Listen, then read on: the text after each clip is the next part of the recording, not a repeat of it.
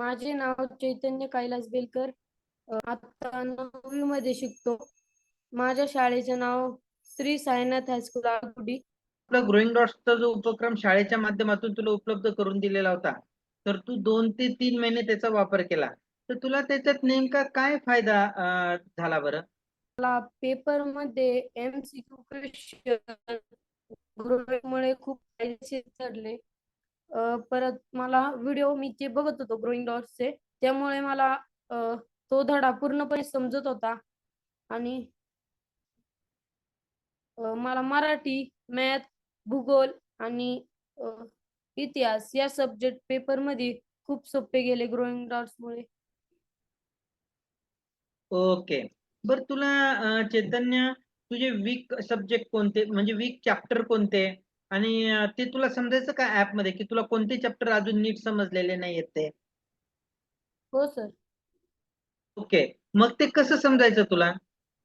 तर मला ज्या ज्या चॅप्टर मध्ये कमी मार्क्स पडायचे त्या त्या चॅप्टरचा मी सराव करायचो.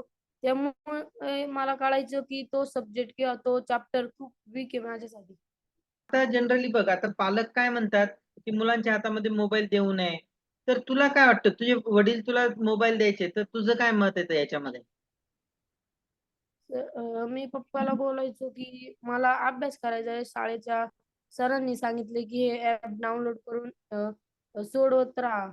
याच्याबद्दल तुम्हाला पेपरला मार्क्स पडतील, त्यामुळे मी सोडवायचो ते ऍप. आणि तुला तुझ्या परीक्षेमध्ये काही याचा फायदा झाला का? हो सर. काय फायदा झाला? तर मला ते क्वेश्चन काय काय मी सोडवले ना मागच्या क्वेश्चन पत्रिका, तर MCQ प्रश्न मला ते भेटत नव्हते, तिथं सोडत नव्हते. तर मी ग्रोईंग डॉट मार्फत ते व्हिडिओ बघितले, तेव्हा ते मला सुटायला लागले.